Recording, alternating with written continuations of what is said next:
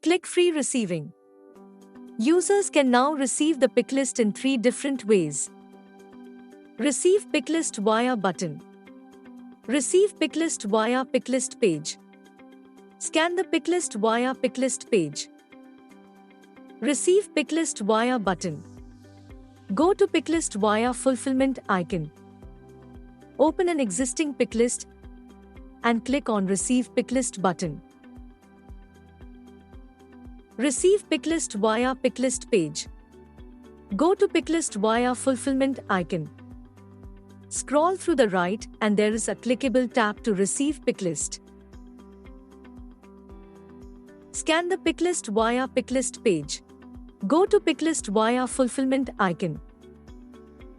In the Created tab, users can scan the Picklist from here and the Picklist will be received. Thank you for watching.